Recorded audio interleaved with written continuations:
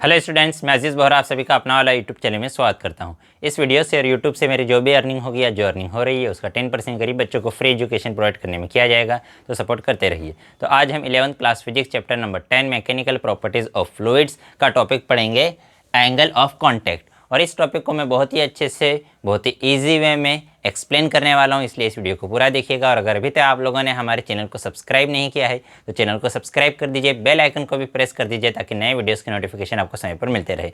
और एनसीईआरटी में इस टॉपिक से रिलेटेड जितनी भी बातें लिखी है उन सभी बातों को मैं एक्सप्लेन करने वाला हूँ। तो क्या है आज का हमारा टॉपिक? आज का हमारा टॉपिक है एंगल ऑफ कॉन्टैक्ट। तो देखो, जैसे कि अगर हमारे पास एक कंटेनर है, सपोज करो ये एक हमारे पास कंटेनर है। इस कंटेनर के अंदर क्या भरा हुआ है? कोई लिक्विड भरा हुआ है। इस कंटेनर के अंदर क्या भरा हुआ है? कोई लिक्विड भरा हुआ है। तो वो जो लिक्विड का फ्री सरफेस है, ये जो लिक्विड का ये जो सरफेस है, ये कभी भी बिल्कुल यूँ स्ट्रेट नहीं रहेगा। ये सरफेस कभी भी इस टाइप से स्ट्रेट नहीं रहेगा कि ये एक कंटेनर है, यहाँ पर मैं एक और दूसरा कंटेनर बना देता हूँ, ठीक है। यहाँ पर मैंने एक और दूसरा कंटेनर बना दिया। इसके अंदर भी क्या भरा हुआ है? कोई लिक्विड भरा हुआ है। तो ये लिक्विड का ये जो सरफेस है ये कभी भी इस टाइप से स्ट्रेट नहीं रहेगा। या तो क्या होगा, ये सरफेस अपने कॉर्नर्स पर से थोड़ा सा इनवर्ड कर्व हो जाएगा कि ये जो सरफेस है ये कॉर्नर्स पर कहाँ पर? जहाँ पर वो किसी दूसरे मटेरियल के साथ कांटेक्ट में है, कि ये लिक्विड इस सॉलिड के साथ इस पॉइंट पर क्या है? कांटेक्ट में। ये जो लिक्विड है यहाँ पर इस सॉलिड के साथ इस पॉइंट पर क्या है? कांटेक्ट में। तो जहाँ जिस पॉइंट पर वो सॉलिड के साथ कांटेक्ट में है उस पॉइंट पर वो थोड़ा सा क्या हो जाएगा? कर्व। या तो इनवर्ड कर्व हो जाएगा या तो वो क्या होगा? आउटवर्ड कर्व हो जाएगा, ठीक है। या तो वो इनवर्ड कर्व होगा या तो आउटवर्ड कर्व हो जाएगा।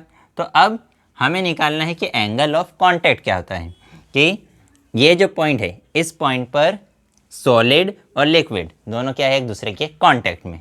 तो इस पॉइंट पर दोनों एक दूसरे के कांटेक्ट में है। तो इस पॉइंट पर मैंने ये जो लिक्विड का सरफेस है, लिक्विड के सरफेस पर क्या ड्रॉ किया? एक टेंजेंट। लिक्विड का जो सरफेस था उस पर क्या ड्रॉ किया? एक टेंजेंट। इसी टाइप से ये जो पॉइंट ऑफ कांटेक्ट है, पॉइंट ऑफ कांटेक्ट पर सॉलिड के सरफेस पर भी हमने क्या ड्रॉ किया? एक टेंजेंट। सॉलिड के सरफेस पर भी हमने क्या ड्रॉ किया? एक टेंजेंट। तो इस सॉलिड सरफेस और लिक्विड सरफेस जो जिस पॉइंट पर दोनों कांटेक्ट में थे उस पॉइंट पर हमने दो टेंजेंट ड्रॉ किए।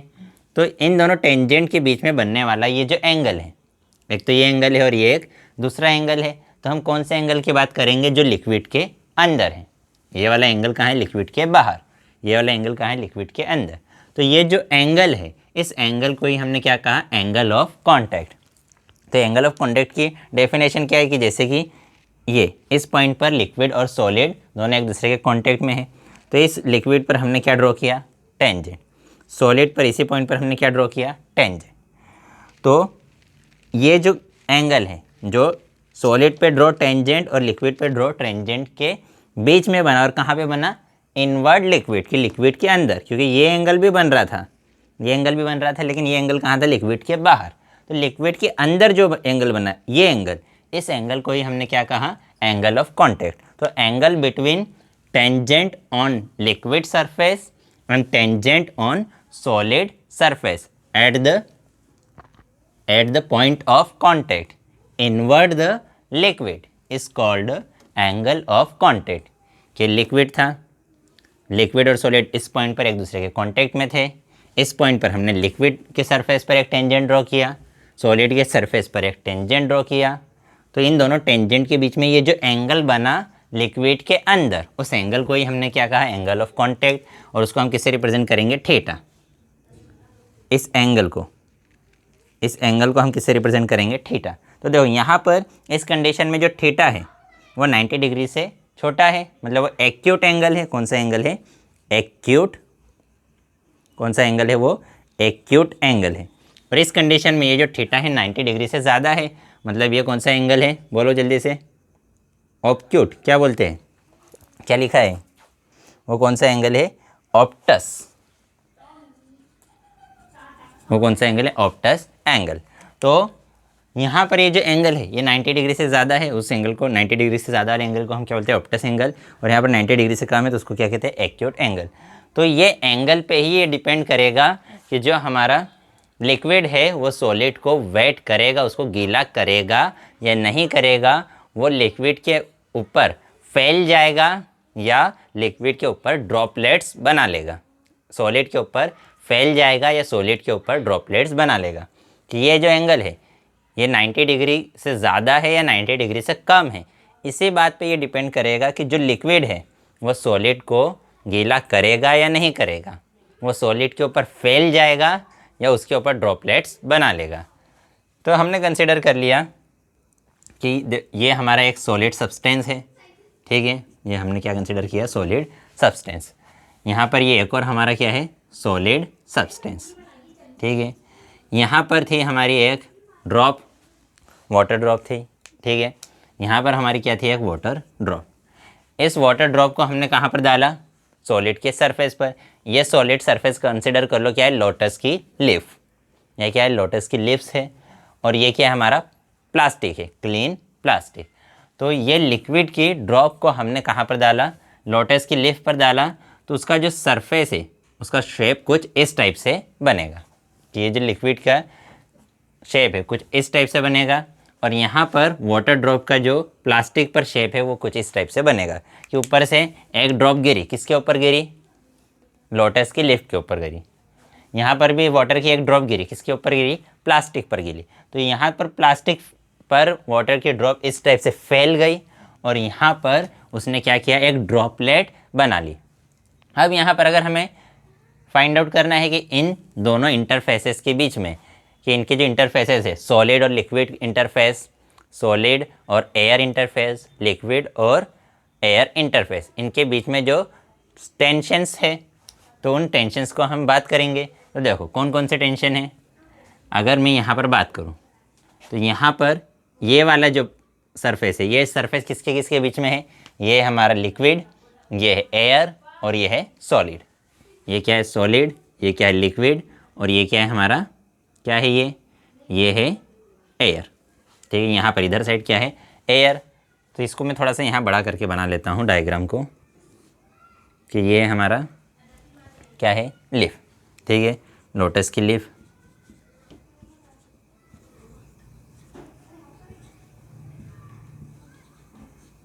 और ये हमारा क्या है, ये प्लास्टिक, ये है प्लास्टिक। अब इसमें क्या है, जैसे वाटर ड्रॉप डाली तो वाटर ड्रॉप ने यहाँ पर कुछ इस टाइप से शेप फॉर्म कर लिया और यहाँ पर वाटर ने कुछ इस टाइप से शेप फॉर्म किया। तो ये हमारा क्या है, ये है हमारा लिक्विड, ये है सॉलिड और ये है एयर। ये हमारा लिक्विड, ये है सॉलिड और ये है एयर। तो ये वाला जो यहाँ पर मैंने एक टेंजेंट ड्रॉ किया, यहाँ पर क्या किया हमने, एक टेंजेंट ड्रॉ किया। तो ये मैंने टेंजेंट ड्रॉ कर दिया, ठीक है। तो ये जो सरफेस है, ये सरफेस है, ये किसके किसके बीच में है, ये है एयर और ये है लिक्विड। तो इसको हम बोलेंगे surface tension between, surface tension between L A. L A का मीनिंग क्या है, लिक्विड एंड एयर। अब ये वाला जो पोर्शन है, ये वाला पोर्शन किसके किसके बीच में है, लिक्विड एंड सॉलिड। तो यहाँ का जो सरफेस टेंशन है उसको हम किससे रिप्रेजेंट करेंगे, यहाँ के सरफेस टेंशन को हम रिप्रेजेंट करेंगे एस एल, किससे रिप्रेजेंट करेंगे, एस एल मतलब surface tension between solid and liquid.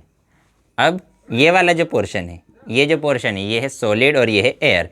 तो ये जो सरफेस टेंशन है, ये सरफेस टेंशन किसके बीच में है, सॉलिड एंड एयर, ठीक है। या इसको हम लिक्विड एंड एल एस से भी रिप्रेजेंट कर सकते हैं कि surface tension between liquid and solid. तो हमारे पास 3 सरफेस टेंशन्स है। तो 2 मीडियम है, एक लिक्विड और एयर है, एक एयर और लिक्विड है, और एक है सॉलिड और लिक्विड। कि ये लिक्विड और सॉलिड के बीच का ये सरफेस है। तो इन दोनों के इंटरफेस जो है, इन दोनों के इंटरफेस पर जो सरफेस टेंशन है उसको हमने किससे रिप्रेजेंट किया, S. That means surface tension between liquid and solid interface. अब ये वाला जो सरफेस है, ये सरफेस किसके बीच में है, एयर एंड सॉलिड। तो इसके बीच का जो सरफेस टेंशन है उसको हमने किससे रिप्रेजेंट किया, S A. That means surface tension between solid and air. और ये जो इंटरफेस है ये किसके बीच में है, लिक्विड एंड एयर। तो यहाँ के सरफेस टेंशन को हमने किससे रिप्रेजेंट किया, एस एस है। ठीक है, अब ये जो एंगल है, ये एंगल ही क्या रहेगा हमारा, एंगल ऑफ कांटेक्ट। क्योंकि देखो यहाँ पर ये हमने एंगल ड्रॉ किया किस पर, लिक्विड सरफेस पर, और ये एंगल किस पे ड्रॉ किया, ये एंगल किस पे ड्रॉ किया, या ये टेंजेंट किस पे ड्रॉ किया हमने, सॉलिड सरफेस पर। तो इन दोनों के बीच का एंगल, एक तो ये एंगल भी बन रहा है और ये एक बाहर भी एंगल बन रहा है, तो हम कौन सा एंगल लेते हैं, इनवर्ड द लिक्विड। तो लिक्विड के अंदर का ये एंगल जो है, यही हमारा क्या, एंगल ऑफ कांटेक्ट। इसी टाइप से यहाँ पर बात करें तो यहाँ पर हमने एक टेंजेंट ड्रॉ किया, ये किसके इक्वल रहेगा, S L A, liquid and air. ये जो है ये किसके बीच में रहेगा, ये रहेगा surface tension between L S, ठीक है, लिक्विड एंड सॉलिड। और यहाँ पर एक लाइन ड्रॉ की, ये किसके बीच में रहेगा, S A, solid and air. तो ये जो एंगल है, ये एंगल क्या रहेगा, एंगल ऑफ कांटेक्ट। क्यों एंगल ऑफ कांटेक्ट, क्योंकि हमने लिक्विड पे ये टेंजेंट ड्रॉ किया, ये टेंजेंट ड्रॉ किया सॉलिड पर, और लिक्विड के अंदर वाला जो एंगल है वो एंगल क्या रहेगा, एंगल ऑफ कांटेक्ट। तो यहाँ पर एंगल ऑफ कांटेक्ट क्या है, लेस देन 90 डिग्री। यहाँ पर एंगल ऑफ कांटेक्ट है मोर देन 90 डिग्री। अब ये जो है ये क्या है, S L S, S S L A, ये क्या है, सब सरफेस टेंशन। और टेंशन, सरफेस टेंशन या टेंशन को हमने किस टाइप से डिफाइन किया था, फोर्स पर यूनिट एरिया। मतलब ये है क्या, ये है फोर्स, कि इन दोनों इंटरफेसेस के बीच का फोर्स, इन दोनों इंटरफेस के, इन दो मीडियम का ये जो इंटरफेस है उसके बीच का फोर्स। तो हमें पता है कि ये अगर ये फोर्स कितना है, एस एल ए, तो इस फोर्स का थीटा की डायरेक्शन में कौन सा कंपोनेंट आएगा, थीटा की डायरेक्शन में कंपोनेंट आता है कॉस थीटा। तो अगर ये एस एल ए है तो थीटा की डायरेक्शन में इसका कौन सा कंपोनेंट आएगा, इस डायरेक्शन में इसका कंपोनेंट आ जाएगा S L A cos theta. Theta की डायरेक्शन में कौन सा कंपोनेंट आता है, कॉस थीटा। तो इसका हमने थीटा की डायरेक्शन में कंपोनेंट लिया S L A cos theta, और इसके परपेंडिकुलर मतलब इस वाली डायरेक्शन में साइन थीटा वाला कंपोनेंट आएगा, उसकी हमें बात नहीं करनी है अभी, हमें सिर्फ हॉरिजॉन्टल कंपोनेंट्स की बात करनी है। तो अगर तो इस डायरेक्शन में दो फोर्सेज अप्लाई हो रहे हैं, S L A cos theta, और इसी डायरेक्शन में एक और फोर्स है एस एल एस, या इसी को बुक में क्या लिखा है, हाँ यही लिखा है, ठीक है तो लिख लेते हैं। तो इस डायरेक्शन में दो फोर्सेस है, कौन कौन से, S L A cos theta plus S L S. इसके अपोजिट डायरेक्शन में, इसकी अपोजिट डायरेक्शन में क्या है, एस एस ए। तो ये सभी हॉरिजॉन्टल कंपोनेंट, जो फोर्स के हॉरिजॉन्टल कंपोनेंट है, ये एक दूसरे को बैलेंस करने चाहिए फॉर इक्विलिब्रियम कंडीशन। कि अभी ये जो हमारी वाटर है, वाटर क्या इक्विलिब्रियम कंडीशन में है, इक्विलिब्रियम कंडीशन में है। तो इक्विलिब्रियम कंडीशन में कब रहेगा, जब उस पर नेट फोर्स ज़ीरो हो। तो जितना राइट हैंड साइड जितना फोर्स उतना ही लेफ्ट हैंड साइड। तो राइट हैंड साइड ये दो फोर्सेज है, तो उन दो फोर्सेस का हमने सम किया, वही किसके इक्वल रहेगा, लेफ्ट हैंड साइड का फोर्स, मतलब एस एस ए के इक्वल रहेगा। तो ये इक्विलिब्रियम कंडीशन की, इक्विलिब्रियम के लिए ये कंडीशन आ गई। अब देखो, अब अगर हमें पता है जो थीटा है, थीटा की वैल्यू कॉस थीटा की value for theta two 180 degree, कि अगर हम थीटा की वैल्यू कहाँ ले जा रहे हैं, फ्रॉम 0 टू 180 डिग्री, तो कॉस थीटा की वैल्यू क्या होती है, डिक्रीज़ होती है। कॉस थीटा की वैल्यू क्या होती है, डिक्रीज़। कॉस 0 की वैल्यू होती है 0, कॉस 0 की वैल्यू 0 नहीं, कॉस 0 की वैल्यू कितनी होती है 1, कॉस 0 की वैल्यू कितनी होती है 1, और कॉस 180 की वैल्यू होती है -1।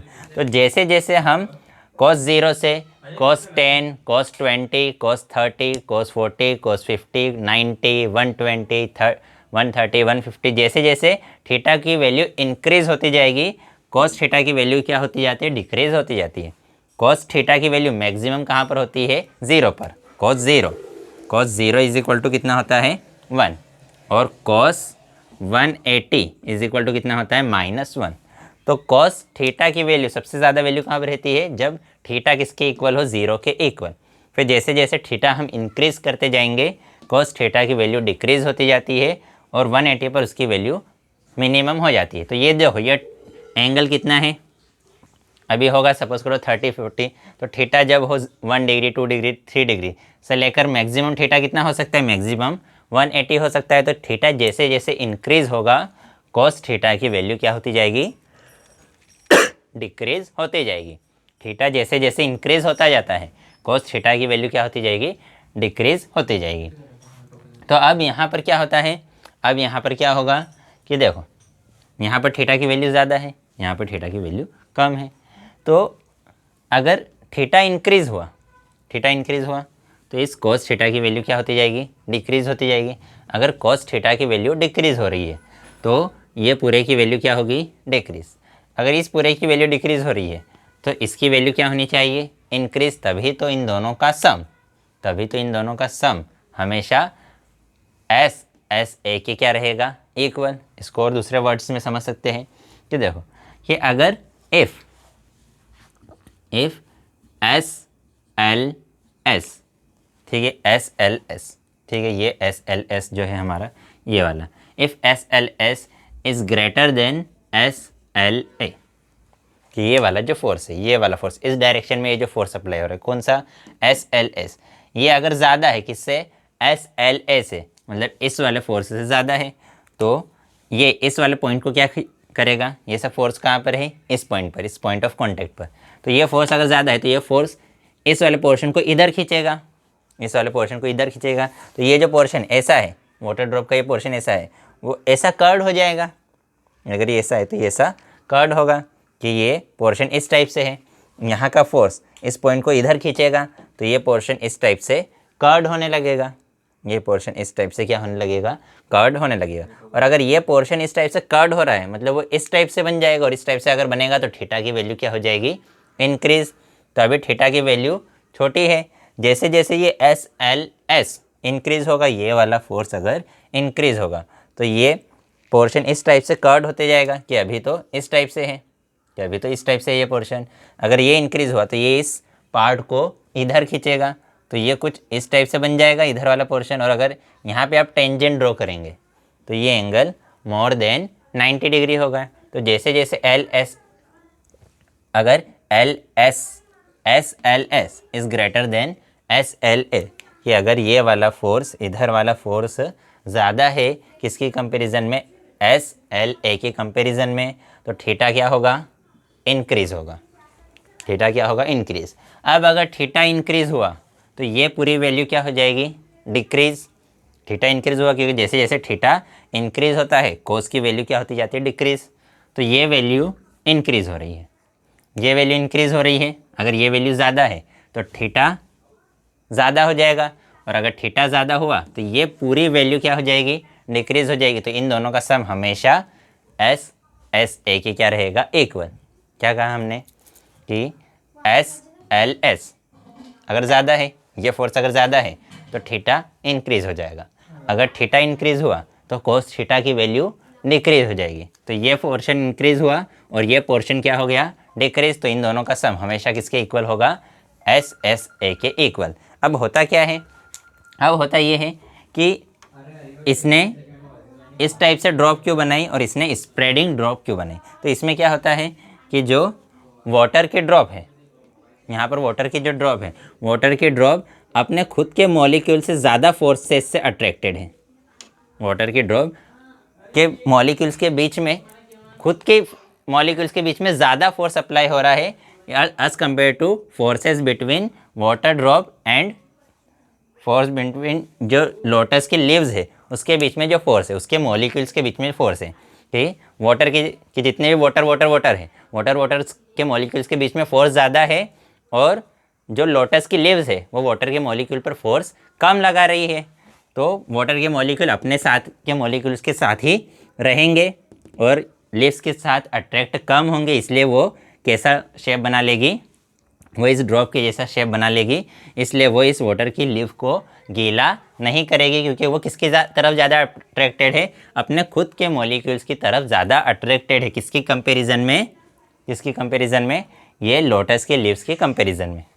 अब यहाँ पर क्या हो रहा है, यहाँ पर वाटर के मॉलिक्यूल्स के बीच में लगने वाला जो फोर्स है, वाटर मॉलिक्यूल्स के बीच में लगने वाला फोर्स है, उसकी कंपैरिजन में वाटर और प्लास्टिक के बीच में लगने वाला फोर्स ज़्यादा है।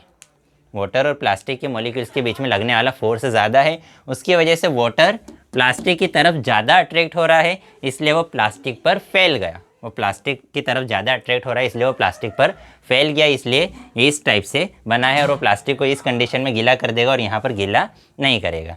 इसी टाइप से जो हमारे वेटिंग एजेंट्स होते हैं, जो सर्फ वगैरह होता है और जो डिटर्जेंट्स वगैरह होते हैं, उसमें भी यही होता है। उसमें क्या होता है कि जो सर्फ है, डिटर्जेंट्स है, जब उसको हम कपड़े धोने के लिए यूज़ करते हैं, पानी में मिलाते हैं, तो वो क्या करता है, वो इस एंगल को छोटा कर देता है।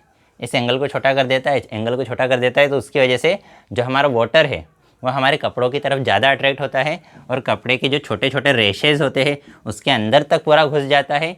उसके देखो ये एंगल छोटा हो गया, ये एंगल छोटा हो गया, मतलब वह हमारे कपड़ों की तरफ, अब वाटर हमारे कपड़ों की तरफ ज़्यादा अट्रैक्ट होगा, कपड़ों की तरफ ज़्यादा अट्रैक्ट होगा, उसमें स्प्रेड हो जाएगा, कपड़े में फैल जाएगा और हमारे कपड़े के अंदर से जितना भी मैल है उसको बाहर निकाल लेगा।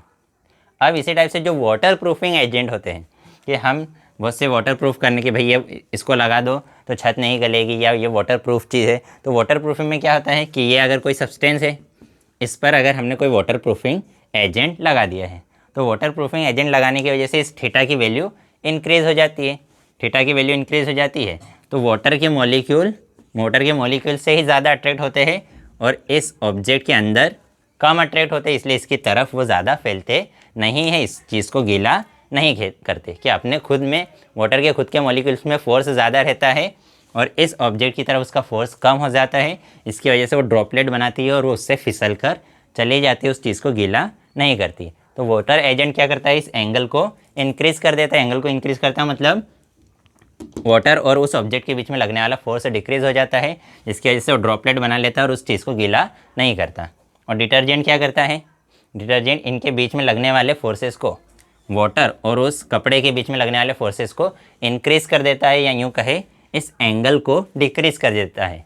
इस एंगल को डिक्रीज़ कर देता है कि ये जो एंगल है, एंगल ऑफ कॉन्टेंट, वो डिक्रीज़ हो गया और वाटर के मॉलिक्यूल उसके अंदर, हमारे कपड़ों के अंदर बिल्कुल फैल जाते हैं, घुस जाते हैं, जिससे हमारा मेल बाहर निकल जाता है। तो आज के लिए इतना ही। अब इसके पहले वाली जो हमारी वीडियो थी surface energy and surface tension, उसमें 15 मिनट पर मैंने गलती से सरफेस टेंशन वर्ड बोल दिया है। वो सरफेस टेंशन नहीं, वो सरफेस एनर्जी आएगा। ये इस चीज़ का थोड़ा सा ध्यान रख लीजिएगा। तो अगर आज की वीडियो पसंद आई है तो लाइक कीजिएगा, अपने दोस्तों के साथ भी शेयर ज़रूर कर दीजिएगा। अगर पसंद नहीं हो तो डिसलाइक कर दीजिएगा। तो अगर इस वीडियो से रिलेटेड आपको कोई डाउट हो तो डाउट कमेंट में आप मुझसे पूछ सकते हैं, कोई सजेशन हो तो भी कमेंट कर सकते हैं। तो आज की वीडियो में इतना ही। नेक्स्ट वीडियो में हम नेक्स्ट टॉपिक पढ़ेंगे। बाय।